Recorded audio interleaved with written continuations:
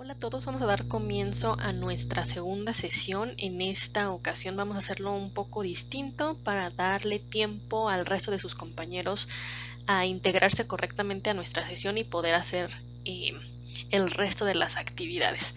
Vamos a repasar un poco las temáticas que analizamos en la sesión previa y vamos a añadir algunos conceptos o temas nuevos.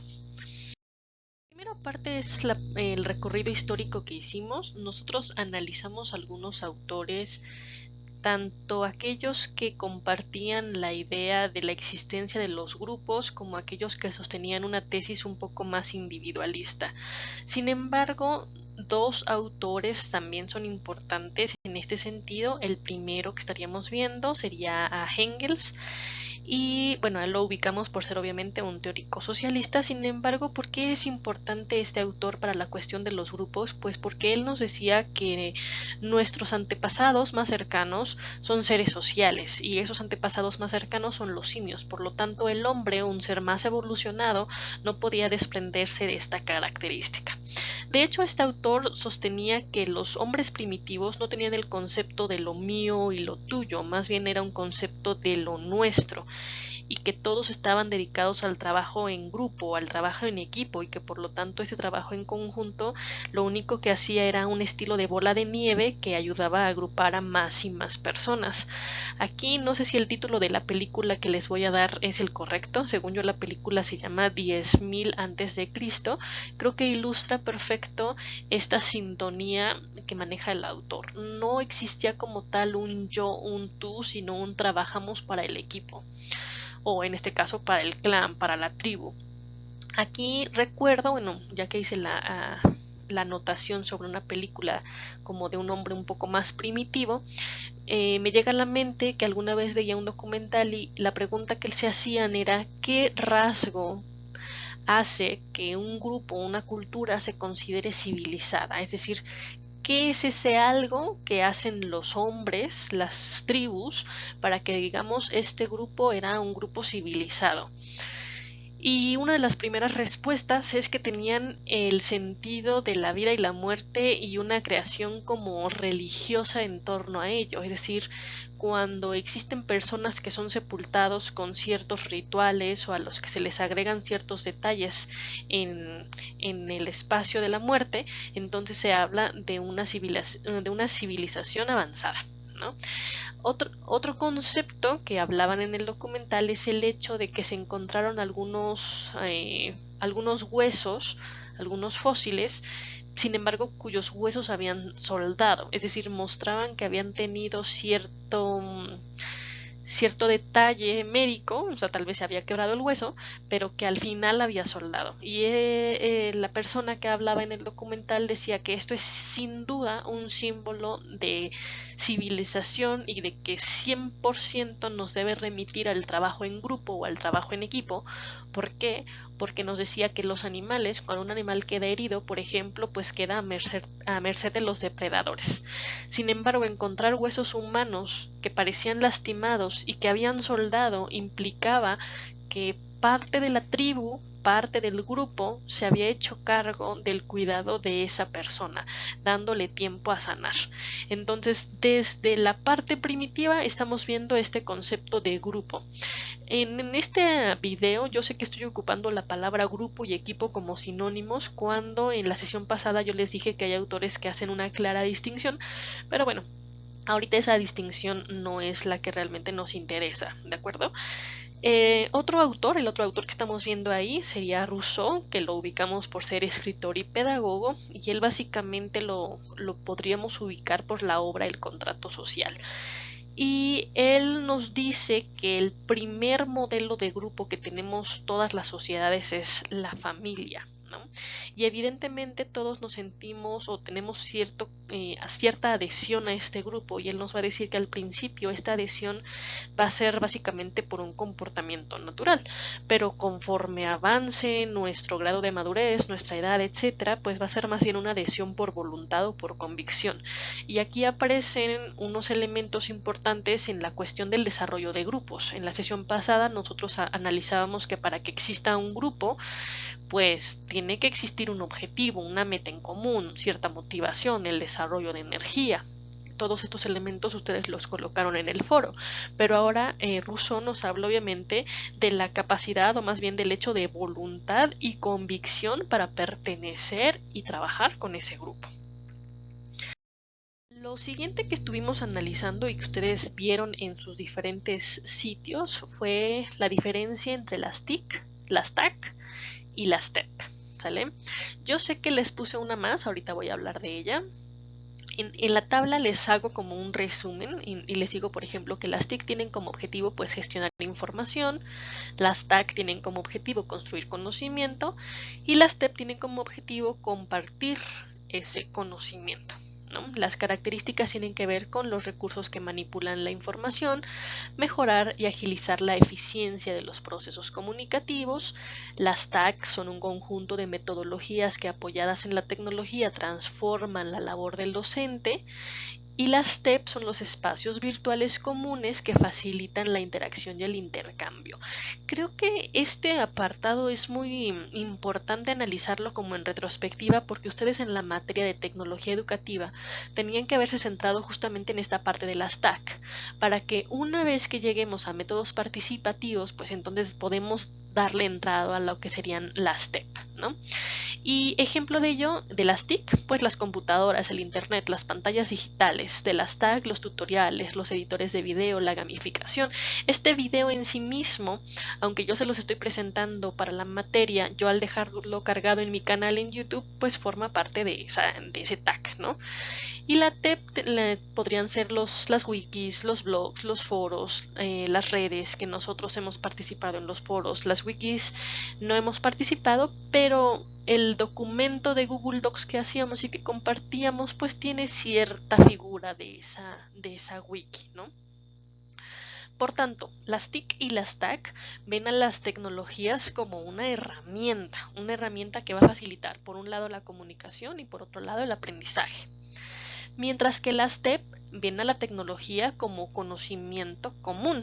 Y entonces ahora sí surgen las TIP, que es de las que menos hay información, es un poco complicado, y entendemos a las TIP como las tecnologías para la investigación y la publicación. Es decir, ya no solamente estoy inmerso en este mar de amplios conocimientos, sino que me permite publicarlos, ¿no? Y producirlos. Y un buen ejemplo pues serían los blogs. También definitivamente serían las redes sociales en general. Para nuestra materia tendríamos que centrar nuestros esfuerzos, obviamente, en las tecnologías del empoderamiento y la participación, ¿no? Las TEP. Y algunos equipos en el apartado de las TEP, en sus sitios, sí mencionan a esta autora. Esta autora es Dolores Reig y es probablemente la más reconocida. De hecho, a ella se le debe el hecho de que se haya acuñado este término. Esta persona es profesora y se dedica mucho a lo que es educación 2.0. Les voy a dar algunas ideas de lo que rescata ella en torno a las TEP. Lo primero que ella menciona es la importancia o la existencia de una democracia electrónica o una democracia digital que nos permite casi a todos participar. Y digo casi a todos porque aunque el internet ha permeado a amplios sectores de la población, todavía hay algunos que tienen esta brecha digital. Sin embargo, muchos autores han criticado el hecho de, sí existe esta democracia electrónica o esta democracia digital, pero aún no se trata de una democracia completamente participativa, ¿no? Es decir, muchos sí tenemos redes sociales, muchos tal vez no compartimos contenido o tal vez sí lo hacemos, pero muchos todavía somos meros espectadores. Entonces esta democracia se queda en eso sin ser o sin llegar todavía a la parte de democracia participativa. Para Dolores Reig existe un nosotros que se va haciendo cada vez más amplio y eso para ella es súper importante, que se relaciona mucho con esto de la democracia electrónica. Para ella, las redes sociales, el internet, etcétera, están haciendo que emerja el potencial cognitivo de todas las personas y un muy buen ejemplo es Wikipedia, ¿no? El documento, yo puedo meterme a Wikipedia a ver una entrada que no está hecha y yo meter el contenido y en horas ya es visible para todos, ¿no? Entonces es esa construcción de conocimiento, ese empoderamiento del usuario para participar en este potencial cognitivo. Y la pregunta que se hace entonces es, ¿cuál es el papel del docente? Bueno, para ella el papel del docente es ayudarle a filtrar esta información.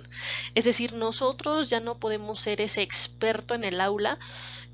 ¿Por qué? Porque San Google nos rebasa sin duda, ¿no? O sea, yo puedo decir, hoy voy a enseñarles el tema de quebrados a mis alumnos, sin embargo, San Google me rebasa con creces.